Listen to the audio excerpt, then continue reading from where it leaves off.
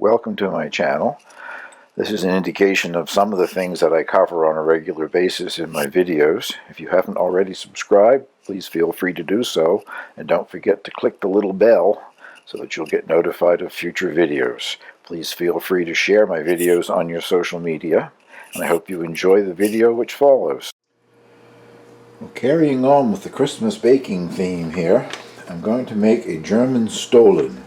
Stollen is made and eaten throughout Germany this time of year. It's always available at Christmas markets and that sort of thing. But the most famous one is Dresden Stollen.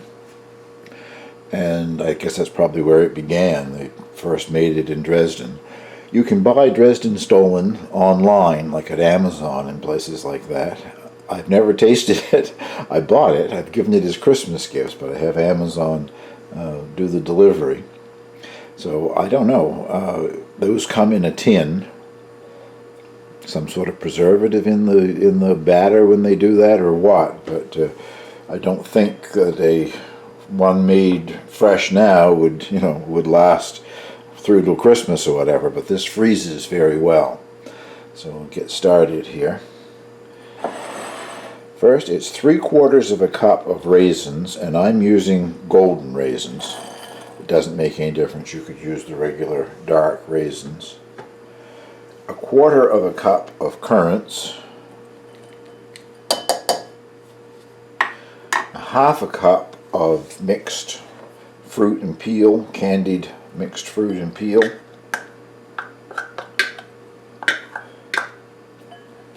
And this gets marinated or plumped up, whatever you want to call it, in 3/4 of a cup of apple juice for an hour.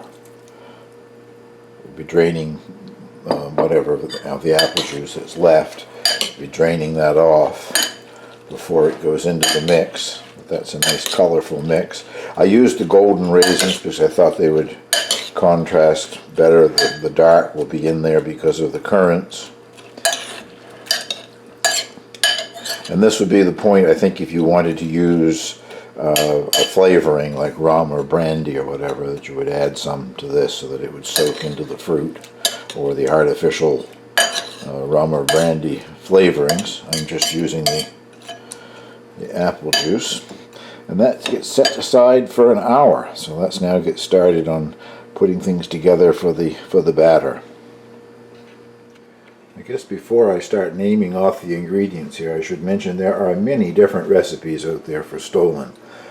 Evidently, every little region of Germany has its own version of it, and home cooks the same way. The one I have selected is the simplest one that I could find. It still has a lot of different ingredients, but not as complicated as some of the ones that I've seen online. And I will be putting the link below the video to the recipe so that you can print it out if you want to try making this for yourself. 4.5 to 5 cups of all-purpose flour, and I have measured out 5 cups. You may or may not use it all. And 2 packages of those little sachets of yeast. I don't use those. I buy my instant yeast in bulk, so that's 2 tablespoons of yeast, 1/4 of a cup of sugar, 1 teaspoon of salt, a cup of whole milk, a 1/2 cup of butter that's been cubed, 2 large eggs. Well, I think the only ones that are laying eggs for me right now are my bantams, so they're small eggs. I'm going to do 4 small eggs. 2 tablespoons of grated orange zest and 1 tablespoon of grated lemon zest, a 1/2 teaspoon of almond extract, and a 1/2 cup of chopped almonds, and I'm using these slivered almonds.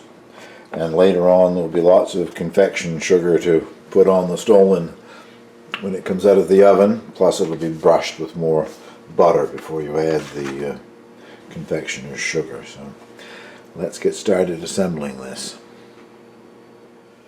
Well, first you combine about 1.5 cups of the flour roughly. It doesn't have to be exact, I guess. The yeast.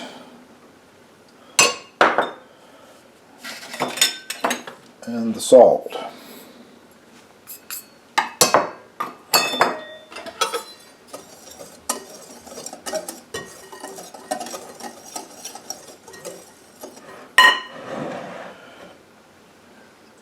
And in a small saucepan, a cup of whole milk,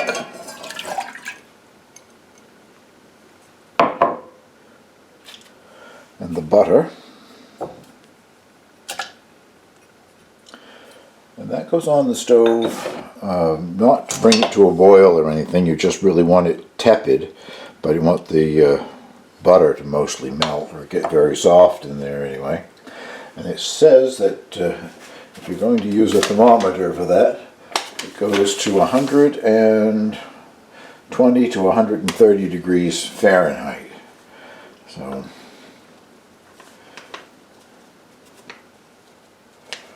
I guess one thing else that I didn't add here, the sugar is supposed to have gone in there too. I'm reading these instructions as I go along here. But the sugar gets added to the dry mix. I'll bring you back after I have the butter and milk up to 120, 130. I might even test that. I have a thermometer that I use, an instant read thermometer when I'm making cheese, so I may even test the temperature. Well, I did actually take the milk's temperature just to see what goes on here, and at 120 degrees the butter was all melted. So if you want to use that as a guideline, once the butter has melted, you can just shut off the heat. But all it means, they just want it at a tepid temperature, not too hot, because too hot would kill the yeast.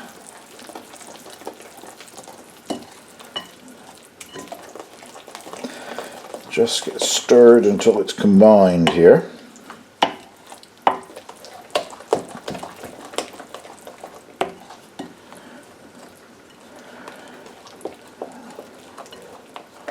Then you add the eggs. I've already partially beaten them.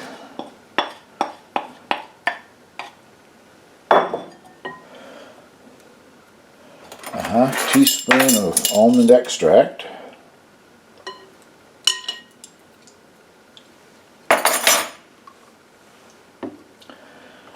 And the zest.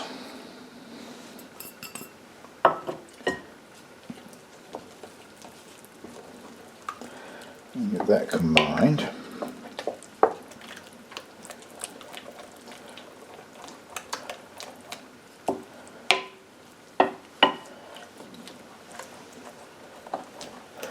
It's been almost an hour since I added the apple juice to the fruit.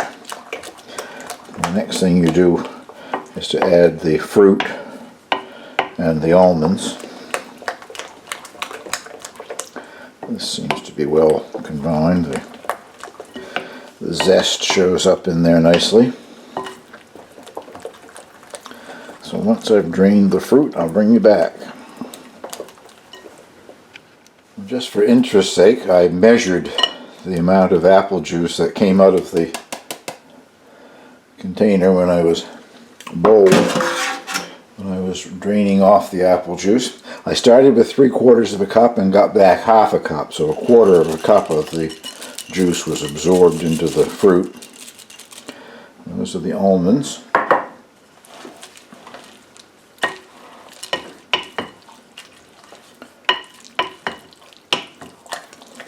Interesting thing online when I was looking at different videos about Stollen, the Dresden Stollen, I noticed that some of the Germans refer to it as a cake. When I add yeast to anything, to me it becomes a bread, but actually a German speaking English anyway referred to it as a cake. I'm not sure what reference they use when they're speaking in German.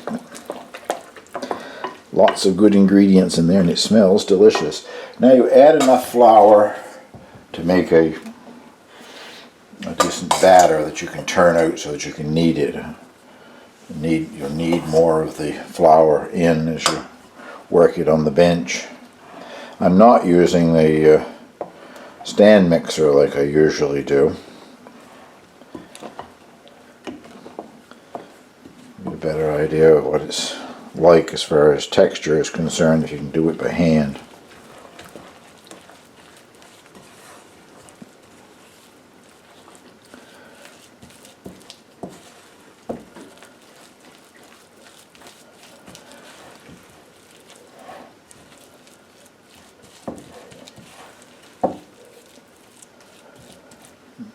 Add a little more.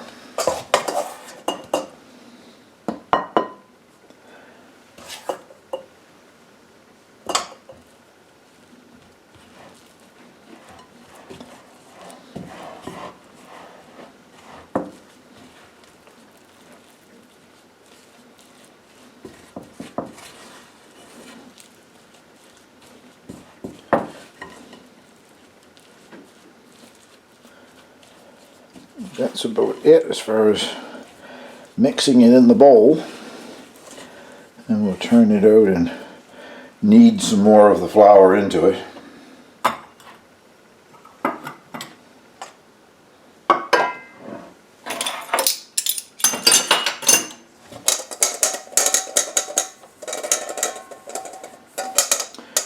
I might actually need to use a little more. I thought I measured out 5 cups, but we'll see.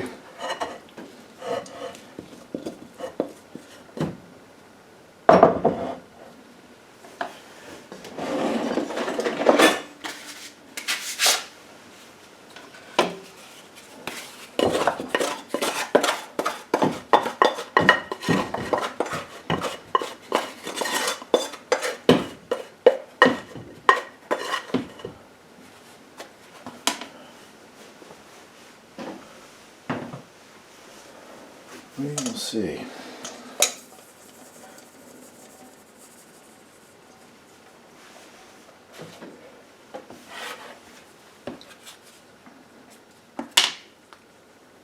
Get it all off the spoon here. I don't want to waste any of the goodness. It smells so good.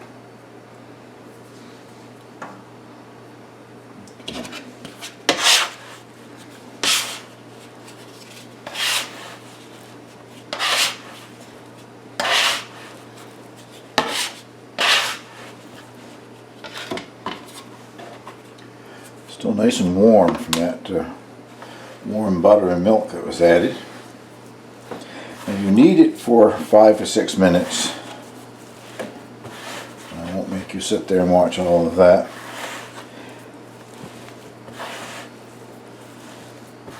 Yet have to dust the board with a little more flour, although it's no longer sticky. And that's a good sign, I guess.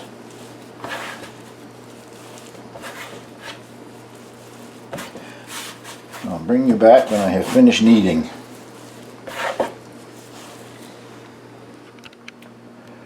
Well, I kneaded it for about 6 minutes. It says 6 to 8 minutes, I guess, what I said earlier. But until it's smooth and elastic, if you press on it, it sort of comes back out again. So I'm thinking that is done. Enough kneading. And now I'm just going to use the same bowl that I mixed it up in, sprayed with some cooking spray. Okay. And that gets put aside in a warm place for an hour or until it has doubled in bulk. So I'll bring you back at that time.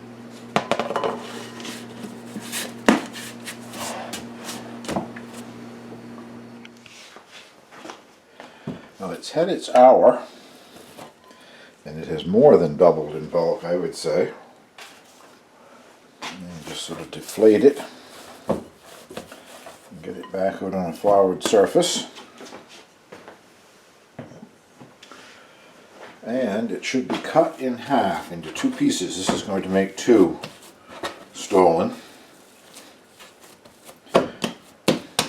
Usually I end up with 1 large and 1 small, so I am going to weigh just to get it approximately the same anyway. 32, almost 33 ounces there. 27 ounces there. So.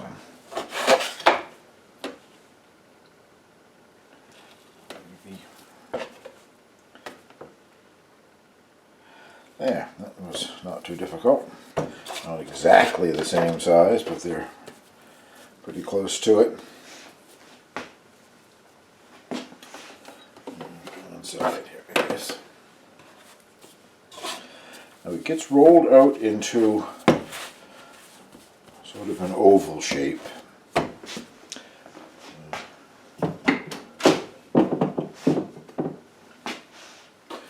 Stick a little flour above and below so it won't stick to anything.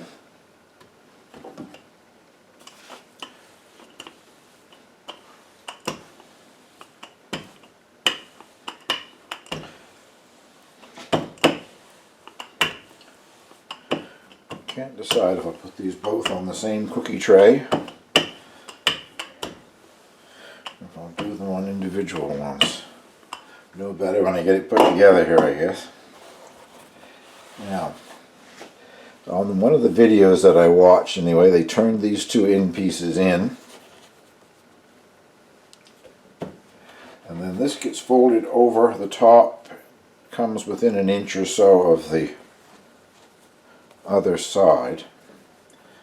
And just sort of pinch it together a bit.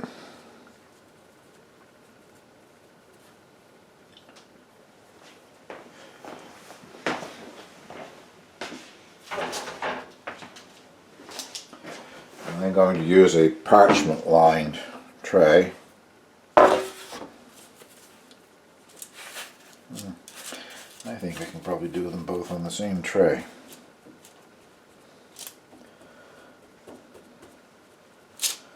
That's to give it the traditional Stollen shape when it's finished baking, hopefully.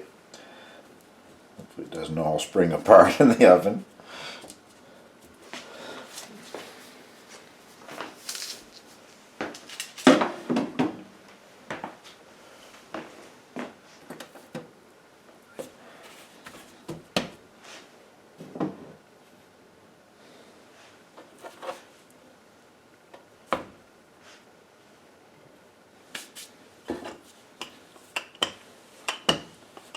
I must say it rolls out very nice. Sometimes a bread dough, like a pizza dough or whatever, is almost impossible. Keeps springing back on itself, but this has a very nice texture, rolls out easily.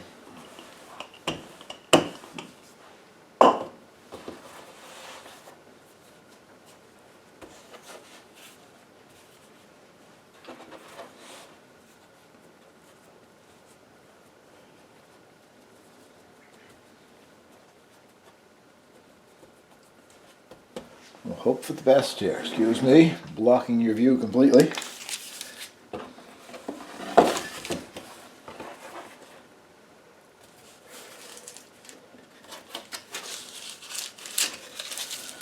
think that should work. Now it gets covered and is allowed to rest for, I think it says 25 to 30 minutes. 30 minutes, 25 to 30 minutes is in the oven when I'm baking the thing. So I'll bring you back after a half hour and we'll see how much this has increased in size.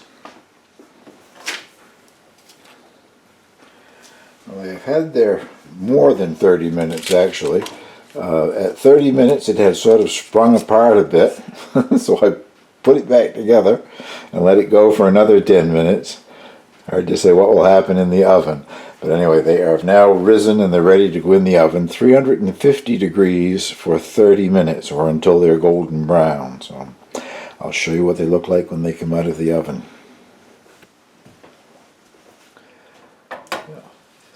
Fresh out of the oven and not too bad at all, I don't think. Now I've got to get them off that tray and onto the cooling rack down below.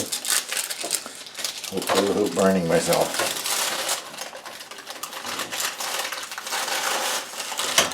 There we go.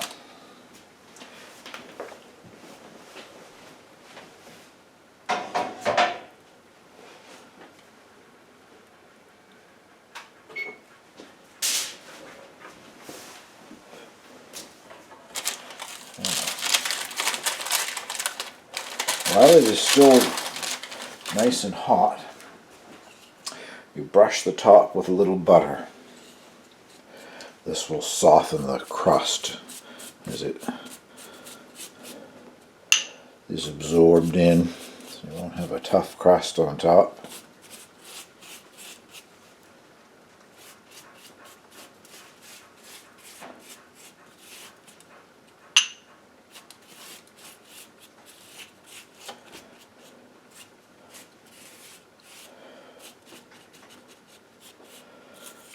Okay, now it gets its first dusting with the icing sugar. I say first dusting because a lot of this will soak into the butter, and that will help it to adhere to the Stollen as well. But once it has completely cooled, I'll dust it again.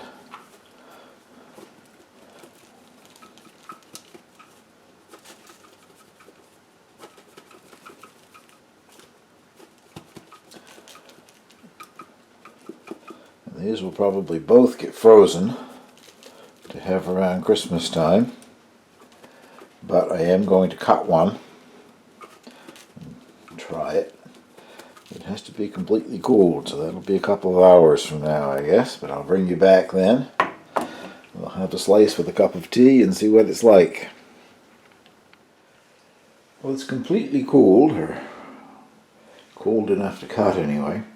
And it didn't really need to have that much extra sugar added to it.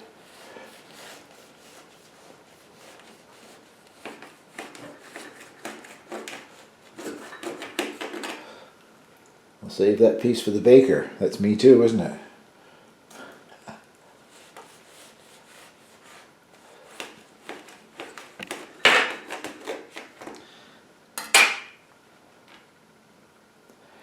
Nice and soft in the middle. Get a cup of tea and I'll be right with you.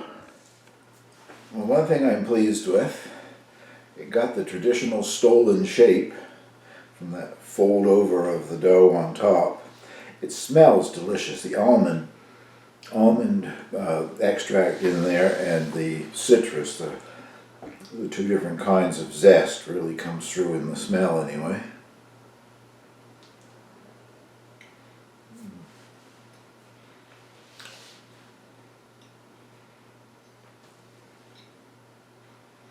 Very soft, a lovely flavor. I think I would still call it a bread rather than a cake. It doesn't really need anything on it. You could butter it, but it's already got lots of butter in it, and the icing sugar on top gives it a nice sweetness.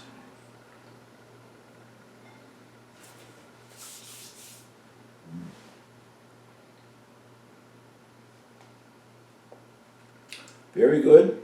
And as I say, it freezes very well.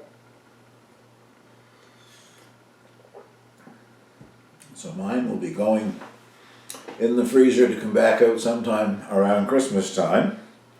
Thank you very much for watching, and I hope you give this a try.